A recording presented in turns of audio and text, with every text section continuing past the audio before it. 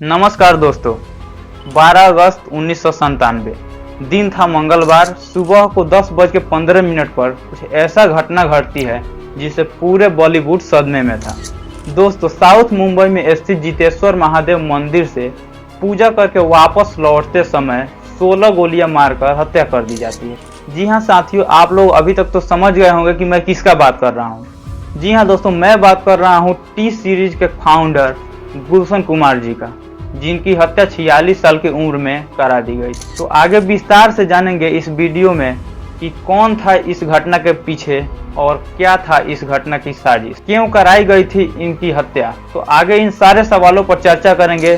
तो दोस्तों, गुलशन जी का जन्म 5 मई 1951 ईस्वी को हुआ था। शुरू के दिनों में ये अपने पिताजी के साथ जूस के दुकानों पर काम किया करते थे। धीरे धीरे समय बीतता गया और इन्होंने कैसेट बेचना चालू किया। कैसेट बेचते बेचते आगे चलकर 11 जुलाई 1983 ईस्वी में नोएडा में सुपर कैसेट इंडस्ट्री नाम का एक कंपनी चालू किया। धीरे धीरे कारोबार बड़ा हुआ और गुलशन जी मुंबई शिफ्ट हुए, जो उस समय बम्बई हुआ करती थी।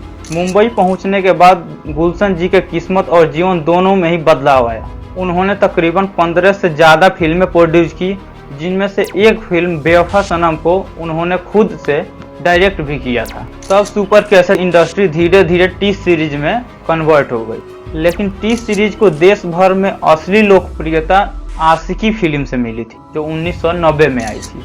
इस फिल्म की गानों की लाखों कैसेट रातों रात बिक गई थी। सन 1993 में गुलशन जी हाई पेड टैक्स पेयर थे, जिसके चलते सबकी नजरें इन पर टिकी हुई थी। मीडिया रिपोर्ट की माने तो उस समय अंडरवर्ल्ड की नजरें गुलशन कुमार के पैसों पर पड़ चुकी थी। उस समय टी सीरीज कंपनी की टर्नओवर लगभग 350 करोड़ थी।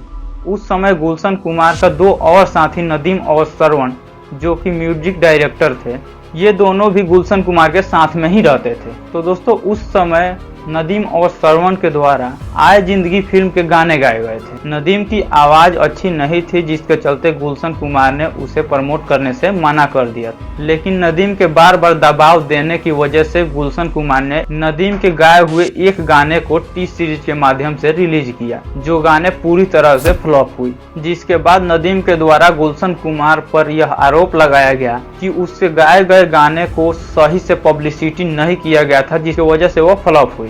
फिर नदीम ने अपने गाने को प्रमोट कराने के लिए गुलशन कुमार पर दबाव बनाने के लिए अंडरवर्ल्ड की सहायता ली। अंडरवर्ल्ड कहे तो दाऊद इब्राहिम, वही दाऊद इब्राहिम जो कि पाकिस्तान में छुपा बैठा है। इस बीच नदीम सैफी ने दुबई में एक 5 स्टार होटल में पार्टी रखी, जिसमें बहुत बड़े बड़े फिल्मी सितारे पहुंचे हुए थे और वो लोग भी पहुंचे हुए थे जिनको गुलशन कुमार की वजह से नुकसान उठानी पड़ रही थी। और बैकग्राउंड में डी कंपनी के लोग भी पहुंचे हुए थे। ऐसा माना जाता है कि अबू सलीम, अनीस इब्राहिम और दाऊद इब्राहिम भी खुद वहां मौजूद था।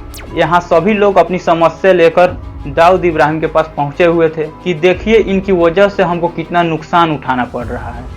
इसके बाद अगली मीटिंग दाऊद इब्राहिम के छोटे भाई अनीस इब्राहिम के ऑफिस में होती है, जहां गुलशन कुमार को मारने की सारी प्लानिंग की जाती है। उसके बाद दाऊद इब्राहिम ने अपने ही एक गुर्गे अबू सलीम को कहा कि तुम गुलशन कुमार को धमकाओ, और ये धमकाना चालू होता है 5 अगस्त 1997 से। 5 अगस्त को अबू सलीम का गुलशन कुमार के पास फोन आता है और ये बोला जाता है कि तुम्हें नदीम को प्रमोट करना है। और अबू सलीम के द्वारा ये भी कहा जाता है कि तुम्हें अपना सुरक्षा के लिए 10 करोड़ रुपया अभी तुरंत ट्रांसफर करना होगा, नहीं तो परिणाम बहुत बुरा होगा। इस बात को उनके भाई किशन कुमार वहीं पर खड़े होकर सुन रहे थे। फिर उसके 3 दिन बाद 8 अगस्त को गुलशन कुमार के पास फिर से अबू सलीम का फोन आता है और बोला जाता है कि तुमने नदीम को प्रमोट नहीं किया, कोई बात नहीं, लेकिन तुम्हारे अंदर हमारा डर भी नहीं है और तुमने अभी तक पुलिस स्टेशन में भी नहीं गए। अभी तक आप लोग ये सोच रहे होंगे कि इसके बीच अंडरवर्ल्ड क्यों आया। इसका कारण यह है कि इस घटना के होने से पहले ही अबू सलीम के द्वारा गुलशन कुमार से 5 लाख रुपए महीने की फिरौती मांगी गई थी। जिसको गुलशन कुमार ने यह कह के मना कर दिया था, इतने पैसे से मैं वैष्णो देवी में भंडारा करा दूंगा। शायद यही कारण थी अंडरवर्ल्ड को बीच में आने की। इतना कुछ होने के बाद भी गुलशन कुमार ने नहीं अपने सुरक्षा में कुछ बदलाव किए और न ही अपने रूटीन में। वो दिन में 2 बार मंदिर में पूजा करने जाया करते थे। फिर 12 अगस्त 1997 को रोज की तरह ही वो जितेश्वर महादेव मंदिर में पूजा करने गए हुए थे। उस दिन उनके बॉडीगार्ड, जो कि यूपी सरकार के द्वारा मुहैया कराया गया था, बीमार होने के कारण वो उनके सुरक्षा में उपलब्ध नहीं हो पाया।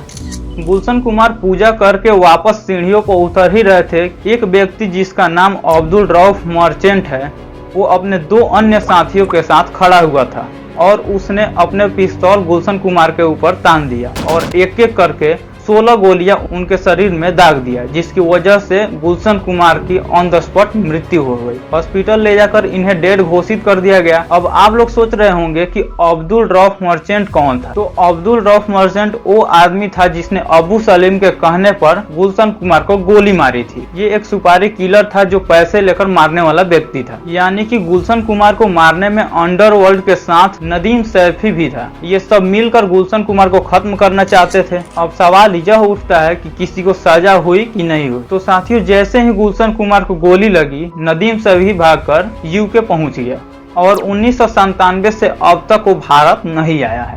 प्रत्यार्पण संधि के द्वारा भी नदीम को भारत नहीं लाया जा सका, क्योंकि उसके खिलाफ एक ही गवाही थी, जो गुलशन कुमार के भाई किशन कुमार हैं। उन्होंने ही यह फोन पर सुना था कि अबू सलीम नदीम सैफी के कहने पर ही उन्हें धमकी देने के लिए फोन किया था। और इसके साथ ही अब्दुल रऊफ मर्चेंट जो शूटर था, उसने भी यह बयान दिया कि गुलशन कुमार को मारने की जो प्लानिंग थी वो नदीम सैफी के प्रेजेंट में ही 5 अगस्त 1997 को दुबई में लिया गया था। लेकिन इस गवाही को भी पर्याप्त नहीं माना गया और आज तक नदीम सैफी को भारत नहीं लाया जा सका और आज तक वो फरार है। और अबू सलीम को एक्सट्रेडिशन ट्रीटी के तहत 2005 में पुर्तगाल से भारत लाया गया था। अबू सलीम वो व्यक्ति है जो दाऊद इब्राहिम का कार्य करने के लिए जाना जाता था। इस घटना के बीच दाऊद इब्राहिम का नाम बार बार सामने आ रहा है। तो दोस्तों, आप लोगों को पता होगा कि 1993 में मुंबई में हमले हुए थे।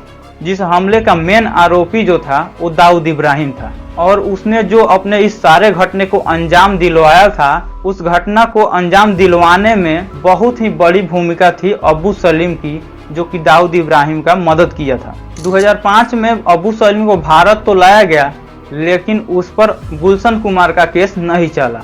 रीजन कि जब भारतीय पुलिस अबू सलीम को पुर्तगाल से इंडिया ला रही थी तो उन्हें पूछा गया कि आप लोग इसे क्यों ले जा रहे हैं। तो इन लोगों ने जवाब दिया, ये 1993 में हुए हमले का मुख्य आरोपी है।